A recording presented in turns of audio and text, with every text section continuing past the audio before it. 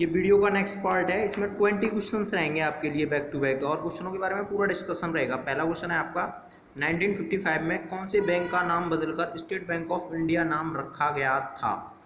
Bank of Bengal, bank of Bombay, bank of Madras और imperial bank of India.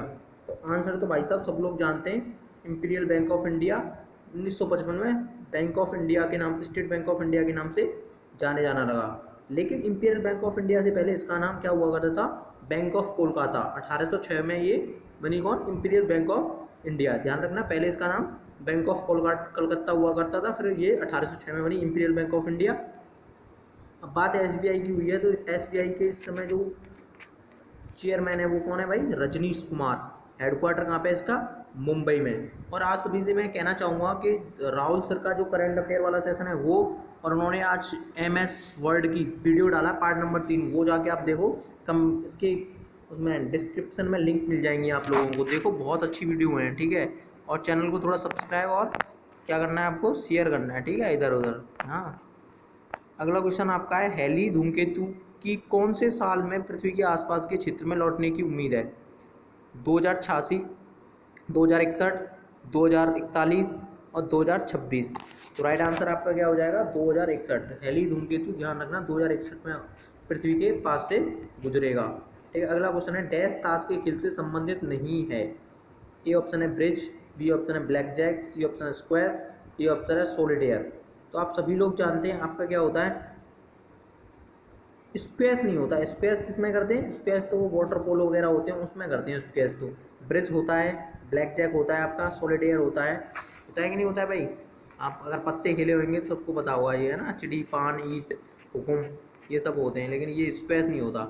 1600 में भारत में व्यापार चौकियों की स्थापना करने के लिए डैश ने ईस्ट इंडिया कंपनी को अधिकार दिया था? ए ऑप्शन है महारानी एलिजाबेथ फर्स्ट, महारानी Elizabeth second, king George fifth और किंग जॉर्ज सिक्स। तो आंसर तो आप लोगों का हो जाएगा महारानी एलिजाबेथ फर्स्ट। लेकिन देखो 1600 में ईस्ट इंडिया कंपनी आई अपने यहाँ, ठीक है, और उन्होंने 1600 से अपने पाम जवाए कहाँ तक गए ये, लेकिन 1600 इन्होंने लूटपाट तो स्टार्ट कर दी, लेकिन असली लूटपाट हुई कहाँ से? 1757 प्लासी का युद्ध। ये याद रखना भाई साहब, यहाँ से तो इन्होंने मतलब हद्दी कर दी यार अंग्रेजों ने। 1757 प्लासी का युद्ध। अब प्लासी का युद्ध हुआ किस किस के बीच था? तो सिराजुद्दौला, कोलकाता का नवाब, बंगाल का जो नवाब था सिराजुद्दौला और लॉर्ड क्लाइव के बीच हुआ था 1757 में, ठीक है। और वो मीर कासिम इसका सेनापति था सिराजुद्दौला का, उसने मतलब उसका अंग्रेजों का साथ दे दिया था, इस वजह से सिराजुद्दौला हार गया। नहीं, सिराजुद्दौला हारता नहीं, ठीक है। फिर सिराजुद्दौला ने बक्सर के युद्ध में वापसी करी थी, लेकिन उसमें वो सिराजुद्दौला तो मार दिया गया था। फिर उसको मीर कासिम था, मीर जाफ़र, आपका जो मीर जाफ़र था उसने बदतमीजी करी थी। मीर जाफ़र को क्या हुआ कि मीर जाफ़र को उन्होंने बोला अंग्रेजों ने कि हम तुमको बादशाह बना देंगे बंगाल का, तो आप हमारा साथ दे दो। और एक थी, क्या नाम है उसका? घसीटी बेगम, है ना, घसीटी बेगम, उन्होंने दोनों ने उनका साथ दिया था, ठीक है। इनमें ऐसे ही चलता रहा था यार पहले। तो फिर 1764 में बक्सर का युद्ध हुआ। 1764 याद रखना, बक्सर का युद्ध, मेरा बताने का मतलब ये है, ठीक है। वहाँ पे क्या हुआ कि फिर दोबारा से मीर कासिम और अवध का जो नवाब था साजुद्दौला, ऐसी कुछ करके नाम था उसका भी, उन लोगों ने फिर वापसी करी थी, ठीक है। चलो बहुत कुछ डिस्कस हो गया इसके बारे में, मैं ईस्ट इंडिया कंपनी के बारे में बताना चाह रहा था। ऐसे ही अब चल रहा है यार, प्राइवेटाइजेशन, पता नहीं यार ये क्या करके छोड़ेंगे, चलो खैर कोई नहीं। दूध में वसा की मात्रा के अनुकूलन की प्रक्रिया को डैश कहा जाता है? Vitamin fortification, pasteurisation, standardisation, homogenisation. सब लोग जानते हैं पॉस्चराइजेशन क्या होता है, दूध में होता है पॉस्चराइजेशन, ठीक है।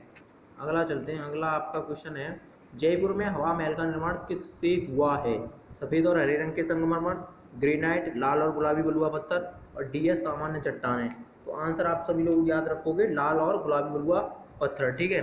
जयपुर मेरे को बता दो एक और अन्य नाम से, जयपुर को किस नाम से जानते हैं? जयपुर को पिंक सिटी के नाम से जानते हैं। किसके नाम से जानते हैं भाई साहब? पिंक सिटी के नाम से जानते हैं। और जयपुर कहाँ की राजधानी है भैया? राजस्थान की राजधानी है जयपुर, ठीक है, क्लियर। और अभी इसको वर्ल्ड हेरिटेज साइट में भी इंक्लूड किया गया है, ठीक है, यूनेस्को के द्वारा। अब एक क्वेश्चन में बताओ, मैंने इतनी सारी जानकारी दे दी यार, मैं बीच बीच में कहता नहीं, लाइक कमेंट शेयर करो यार। 20-25 व्यू आ रहे हैं यार, शर्म की बात है, इतना अच्छा कंटेंट होने में 20-25 व्यू, मतलब मन नहीं करता बनाने का फिर वीडियो। चलो खैर कोई नहीं, बढ़ेंगी चीज़ें। डैश हवा से नमी के अवशोषण की प्रक्रिया है? डेलक्वेंसन्स, कैपिलरी एक्शन, एब्जॉर्प्शन और ऑस्मोसिस।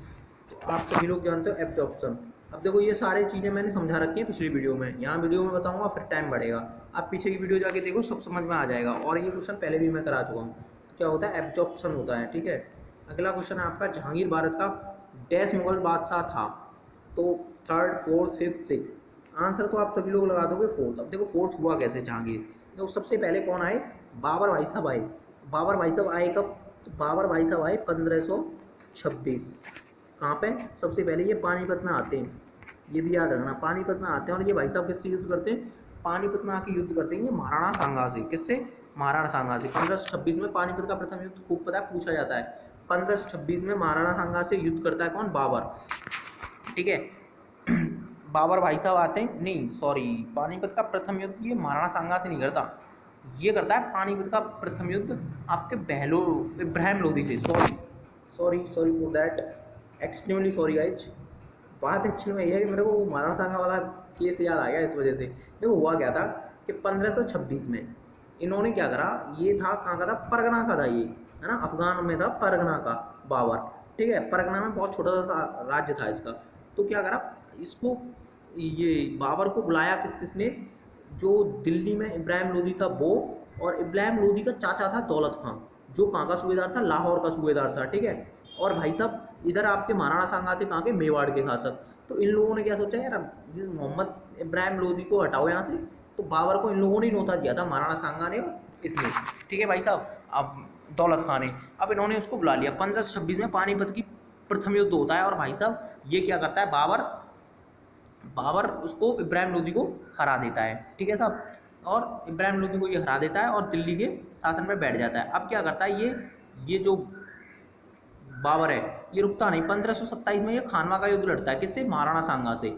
और खानवा के युद्ध में ये महाराणा सांगा को हरा देता है। देखो हुआ क्या, इससे पहले एक बयाना का युद्ध हुआ था। देखो मैं पूरी स्टोरी बता रहा हूँ। इससे पहले एक बयाना का युद्ध हुआ था। बयाना आप जानते हो राजस्थान में एक जगह पड़ती है और नील की खेती के लिए प्रसिद्ध था। प्राचीन काल में किसके लिए, नील की खेती के लिए। मध्य भारत में बयाना नील की खेती के लिए प्रसिद्ध था, ठीक है। नील की खेती होती है वहाँ पे। अब वहाँ पे जब युद्ध हुआ तो वहाँ जिसके जो थे ना बाबर के जो सैनिक थे, ये भाग के गए दिल्ली। बोले यार वहाँ राजपूतों की सेना है भैया, उससे लड़ना तो मुश्किल है, वो तो फाड़ देंगे। और राजपूतों का भाई ऐसा था, मार देंगे या मर जाएंगे, ठीक है।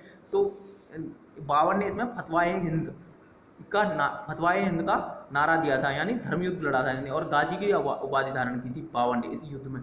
तो खानवा के युद्ध में 1527 में महाराणा सांगा को हरा दिया था, ठीक है। अब चलो मैंने यार ये तो, हाँ बाबर आ गया आपका। बाबर आया 1527 में। 1530 में क्या होता है, बाबर मर जाता है भैया, ठीक है। 1230 में, 1530 में बाबर मर जाता है। उसके बाद हुमायूं शासक बनता है, हुमायूं दूसरे नंबर का।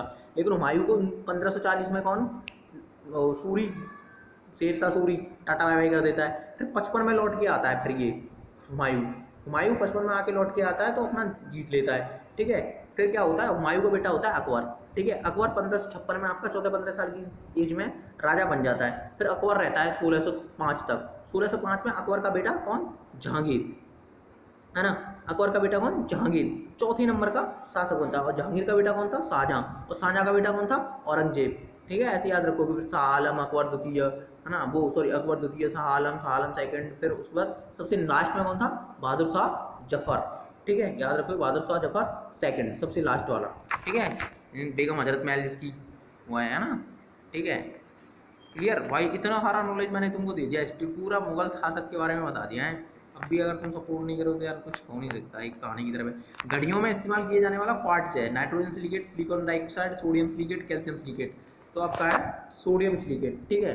हिस्ट्री अगर किसी को पढ़नी आ रहा हूँ मजे मजे से पढ़ा दूंगा यार, है ठीक है। सोडियम सिलिकेट याद रखना है।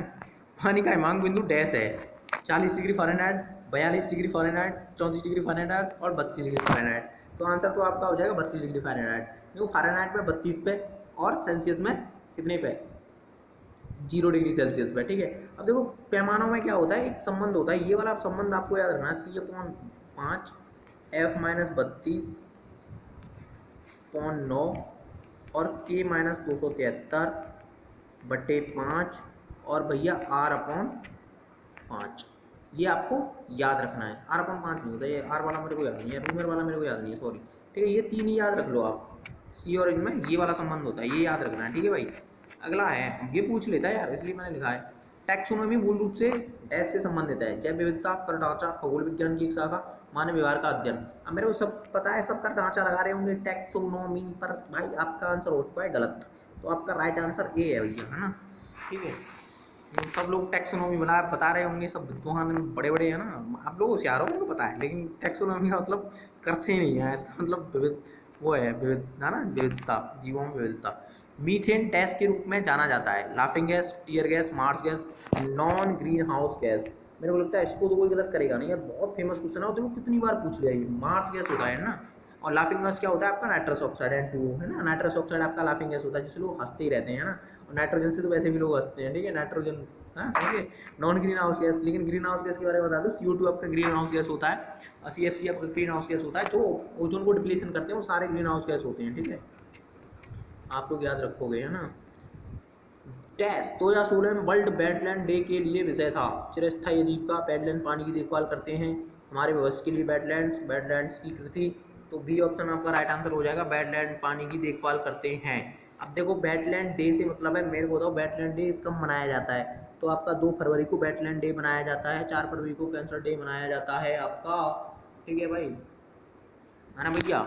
और भैया 10 फरवरी को आपका बनाया जाता है, 10 फरवरी को आपका पता नहीं है, 10 फरवरी को क्या मनाया जाता है आपका, लेकिन 13 फरवरी को रेडियो डे मनाया जाता है, इतना मेरे को पता है ना। 12 फरवरी को डार्विन डे मनाया जाता है, और 10 फरवरी को दलहन डे, नहीं 16 फरवरी को दलहन डे मनाया जाता है, ठीक है। चलो बहुत है, फरवरी के इतने दिन बता दिए यार। 1 फरवरी को नेशनल कोस्ट गार्ड डे मनाया जाता है ना, कोस्ट गार्ड डे है। देखो बहुत सारे डे ही मैंने बता दिए इसमें आपको, आप मजे ले लेके पढ़ो यार, बहुत अगर नॉलेज नहीं बढ़ रही हो ना तो मत देखो ना वीडियो, स्किप करो यार, वैसे भी नहीं है, कोई दिक्कत नहीं, जीरो जिस दिन हो जाएंगे उस दिन बंदी हो जाएगी, है ना, ठीक है। बांग्लादेश में किस प्रकार की सरकार है, इस्लामी गणराज्य, संसदीय लोकतंत्र, संघीय गणराज्य, संवैधानिक राजशाही। तो भैया यहाँ पे संसदीय लोकतंत्र चलता है, क्योंकि यहाँ पे PM और राष्ट्रपति बनते हैं, है ना। तो देखो बांग्लादेश के बारे में बात हुई है, बांग्लादेश हमारा पड़ोसी देश है, पूछ लेगा, और पूछता है, क्वेश्चन पूछता है इनकी राजधानी वगैरह, और आप ये किसी भी एग्जाम में बैठ सकते हो यार, किसी में भी, वहाँ पे GS जहाँ आती है, ठीक है। बांग्लादेश की बात करें, ढाका यहाँ की राजधानी है, करेंसी यहाँ पे टका चलती है, और शेख हसीना यहाँ पे प्राइम मिनिस्टर है, अब्दुल हामिद यहाँ पे राष्ट्रपति हैं, ठीक है। राष्ट्रपति बनते हैं तो जाहिर सी बात है संसदीय होगा, और यहाँ पे संसद भी चलता है, ठीक है, क्लियर भाई। आवामी लीग पार्टी से ये हैं, शेख मुजिबुर रहमान बंगा बंधु जिनको कहते हैं, उनकी बेटी है, ठीक है। 1971 में ये आज़ाद हुआ था इंदिरा गांधी की वजह से, ठीक है जी। आप लोग इतना याद रखोगे, वैसे मैं पढ़ा चुका हूँ ये सारी चीज़ें, पीछे वाली वीडियो देखो भाई, 22वीं वीडियो हो रही है यार, है ना, देखो जाके। भारत के राज्य की अवधि क्या दर्शाती है, विभाजन से पहले का दिन, स्वतंत्रता के पहले का दिन, गणतंत्र दिवस के बाद का दिन, और स्वतंत्रता दिवस से गणतंत्र दिवस तक का समय। तो स्वतंत्रता दिवस हमारा 15 अगस्त, और गणतंत्र दिवस हमारा 26 जनवरी। ओके, 15 अगस्त से 26 जनवरी तक के टाइम पीरियड को भारतीय अधिराज्य अवधि कहलाती है, ठीक है। भारत के बारे में तो नहीं डिस्कस करना यार, हो गया टाइम ही मतलब पूरा हो रहा है तो है। डैश भारत में प्रथम ज्योग्राफिकल इंडेक्शन से चिन्हित किया हुआ उत्पाद है। भाई साहब अगर किसी ने पीछे वाली वीडियो अगर देखी है तो मैंने उसमें ये जियोग्राफिकल इंडिकेशन के बारे में डिस्कस करा है कि पहला वाला प्रोडक्ट कौन सा। देखो अगले ही साइड में पूछ लिया गया तो क्वेश्चन कुछ भी पूछ लेगा यार, ऐसी बात नहीं है। दार्जिलिंग की चाय, मैंने ये डिस्कस करा है कि दार्जिलिंग की चाय को पहला GI इंडिकेशन मिला था। अगर मैं झूठ बोल रहा हूँ तो पीछे वाली वीडियो जाके देखो, मिल जाएगी तुम्हें किसी पार्ट में, पार्ट मेरे को याद नहीं है ना भाई। और ये सोलापुरी नागपुरी महाराष्ट्र से संबंधित है, ठीक है। उड़ीसा से संबंधित है, क्लियर। इतनी बात क्लियर हो गई। अब देखो यहाँ पश्चिम बंगाल की थोड़ी सी बात हुई है तो कर लेते हैं यार, क्या दिक्कत है ना। कोलकाता वहाँ पे राजधानी है, ममता बनर्जी वहाँ की CM है, ठीक है। इतना ही बहुत है ना, ज़्यादा डिस्कस नहीं कर रही। 39 वहाँ पे लोकसभा की सीटें हैं, क्लियर। ये वीडियो फिर लंबी हो जाएगी, तुम ही चिल्लाने लगोगे यार। प्रसिद्ध फॉरबिडन शहर डैश में है, फ्रांस, इटली, चीन, संयुक्त राज्य अमेरिका। तो फ्रांस, इटली, चीन, संयुक्त राज्य अमेरिका, कौन से में भाई? इटली में आपका। अब देखो मैं ऐसे तो क्वेश्चन को जाने दूंगा नहीं। फ्रांस की राजधानी पेरिस, यूरो करेंसी चलती है। इटली की राजधानी रोम, यहाँ पे यूरो करेंसी चलती है। चीन की राजधानी बीजिंग, युआन यहाँ पे करेंसी चलती है, ठीक नहीं सॉरी येन करके यहाँ पे करेंसी चलती है। संयुक्त राज्य अमेरिका राजधानी वॉशिंगटन DC, और यहाँ पे करेंसी क्या चलती है आपकी? डॉलर यहाँ पे करेंसी चलती है, US डॉलर। मतलब एक क्वेश्चन मैंने इतनी सारी नॉलेज आपको दे दी, 1 मिनट भी ना लगा हुआ यार। बाकी पता नहीं क्यों सपोर्ट नहीं कर रहे लोग हैं।